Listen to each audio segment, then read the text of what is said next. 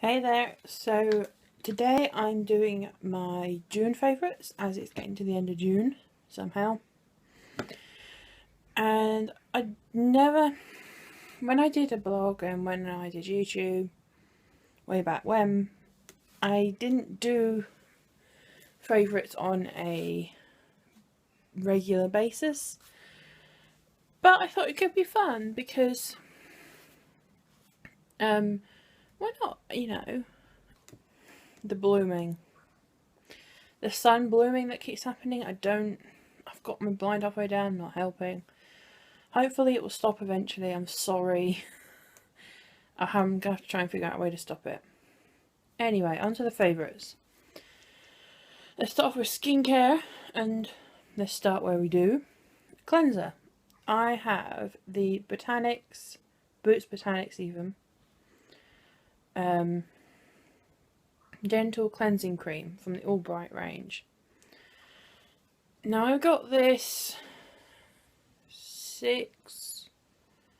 about 6 weeks ago, and I bought it because it sounded very much like my very, very, very favourite morning cleanser, which is the Soap and Glory Peaches and Clean.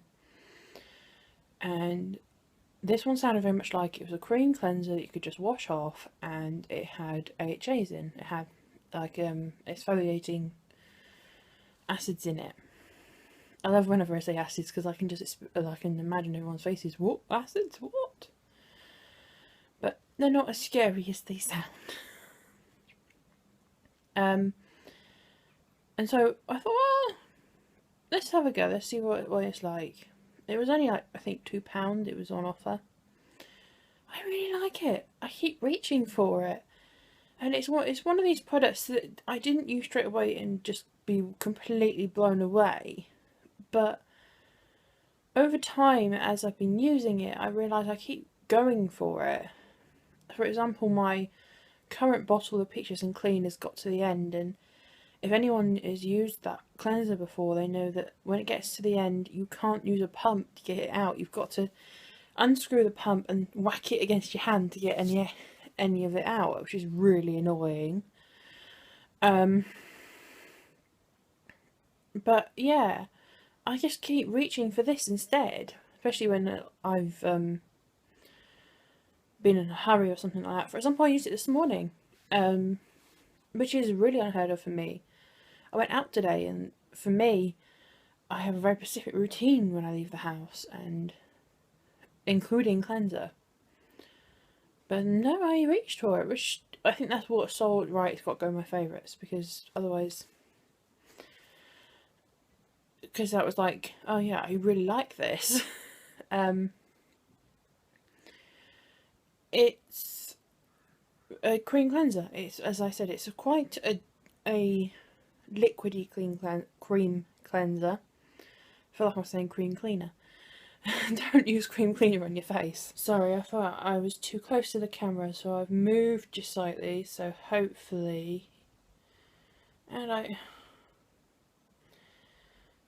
moved just slightly, so hopefully you're not as close to me anymore. I think that's better. Okay, anyway. Yeah, it's not a super creamy cleanser, it's a bit liquidy. But it still works really well, and it says hibiscus is nature's brightness booster and a wonderful hue of pink. Natural AHAs from the flower act as mild exfoliator to leave the skin smoother and brighter, which is basically my favourite kind of cleanser in the morning, one that has AHAs and does a little bit of exfoliating. So yeah, I really like this one. Next up, let's go in order, is the Witch Overnight Clearing Serum. Now, Witch as a brand is not honestly one I've used too much of. I think it's one that most of us has probably touched as teenagers. And if everyone remembers their little blemish stick that was like a blue roll-up sort of gel thing. I think most of us tried that at one point. But I ordered this serum beginning of the year, so I've had it a while now. And at the time I had really stupid hormonal breakouts all along my jawline and my chin, and which is where I get them anyway. You can see I've got a few now, sort of one here, and I get them like all the time. There's not like a certain point that I get them. And at the time I had a really bad breakout where I just had them everywhere and it was driving me insane. And so I had ordered this, I got it, and I used it every night for about 4 days. And I watched that they shrunk and healed so much faster, because the breakouts that I get are not always necessarily your spots. They often are just lumps under the skin that never amount to anything, and they're really painful, so painful, and they drive me insane. And this serum just works so well, and you use it just like you would a oil or a serum. You put it on after your toners, before your moisturiser, and it works a treat. So whenever I'm breaking out, I switch over to it always, and it just works so well. You can use it as like a just in that area, but to be honest, when I'm switching over to it, it's normally at that time where I think, right, let's just do the whole face, because then we'd keep it all at bay. So yeah, I really like it, and it wasn't expensive. It was £4, around that mark. I'll have links for everything in the description bar, but it was just, I was so pleased with it. And for a brand that I really wasn't really not keen on, I didn't boycott the brand, but I wasn't keen on the brand at the same time. Do you know what I mean? It was just a brand. It was like Clearasil or Clean and Clear, Neutrogena.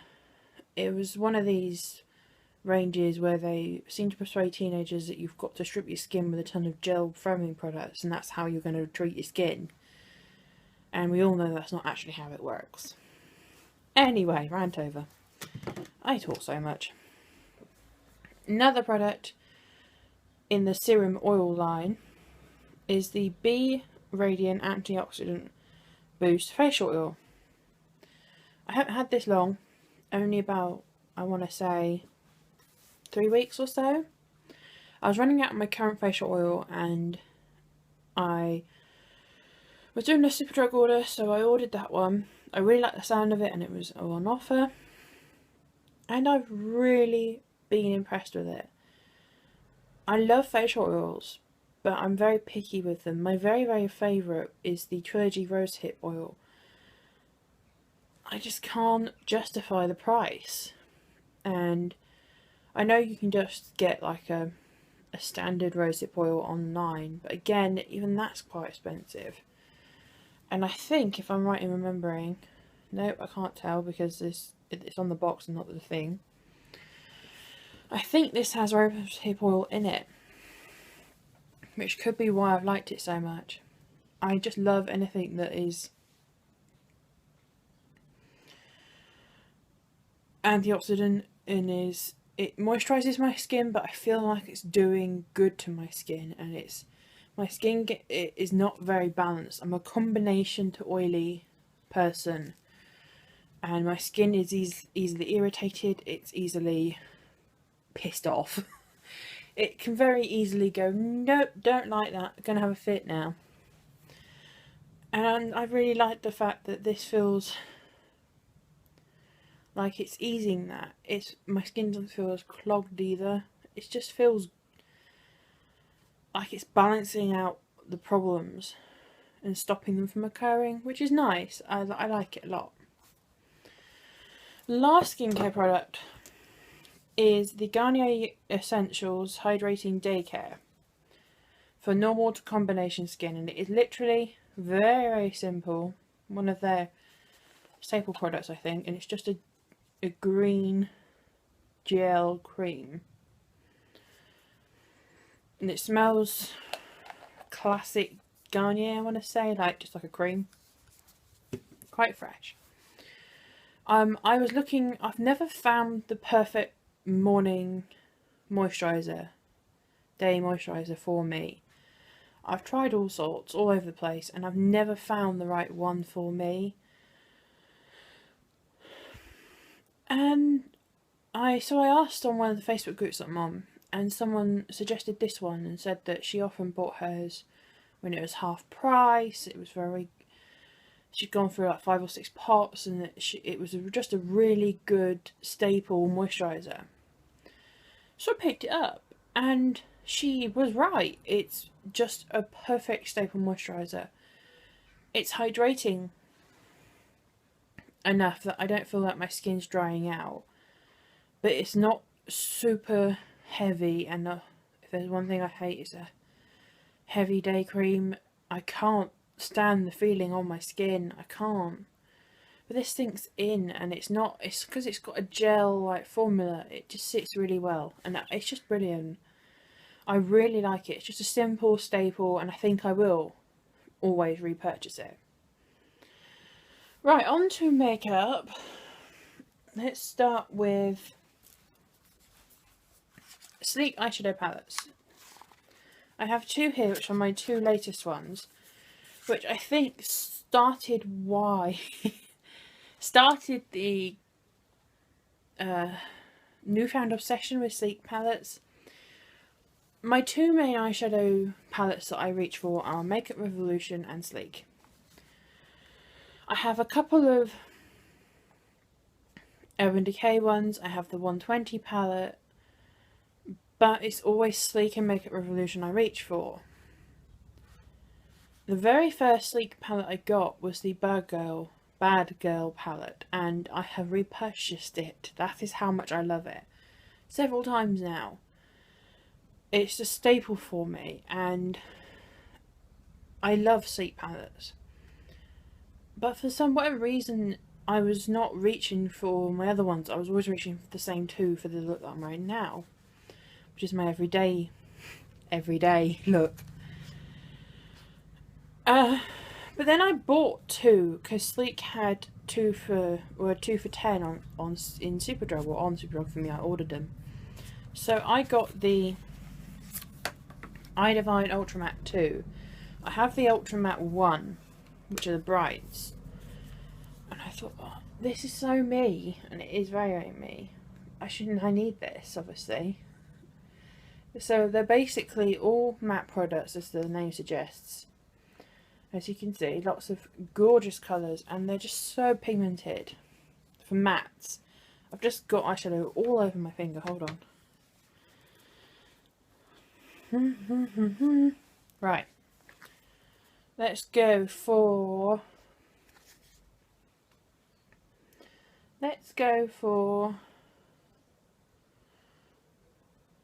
this one, the teal, the green, the black, and the purple. So we have the purple, the teal, the green, and the black. The black isn't the blackest black, but would you look at that green? Holy heck. This is called, I think it's called Forest. Oh, I think I've lost the thing. I think it's called Forest, and oh, it's gorgeous. They're so pigmented. All the Sleek eyeshadows are pigmented, but they're mattes. And they're so pigmented and so easy to blend, and they're so cheap as well. I think they're like $8.99 a palette or something like that. I mean, this is the Enchanted Forest one. And I'll swatch a few of these for you. I'll go for the shimmers this time. Let's go silver, light purple, dark purple, and peachy colour. Come on now. I mean, you are getting 12 eyeshadows for $8.99, and that's the payment you get. That's the pigment and the payoff. Look at that silver. That's amazing. And I think getting these two palettes renewed my love for these, and I'm being completely in love, and I'm constantly using them. And I'm digging out my other palettes, my other sleep palettes more, and I'm just really, really pleased with them.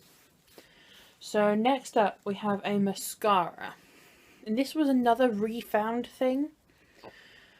I've been using it and going, you know, for a little while, but I just sort of fell away from it for a little while. When I went back to it, I was like, oh, this is really good, and it is the Volume Million Lashes from L'Oreal Paris Noir Excess, and this is in extra black. Why can't you be ultra black like everyone else? Anyway, I've had this for a little while now, and this is the brush. And at first I think I liked it, but I just sort of forgot about it. But I've gone back to it the past couple of weeks, and I was like, this is actually really good. Why did I not use it? You know, it's one of those things where you're like, did I just decide I wasn't good enough or something? Why am I not using this? It was lovely. It is lovely. I love it. I love mascaras that do everything. It's very black, it's very lengthening, it's very volumizing. It just looks good, and it grows my, well, not literally, but it makes my lashes look so much longer and bigger and fuller. And the first coat is average, but I'm always a 1 to 5 coat mascara person. But you get the second coat on and it's like, yes, there we are, that's the lashes I was looking for. It's brilliant. I really, really like them. Like it even. Next up we have the Bourjois Paris Liner Pencil Liquid Liner in Ultra Black.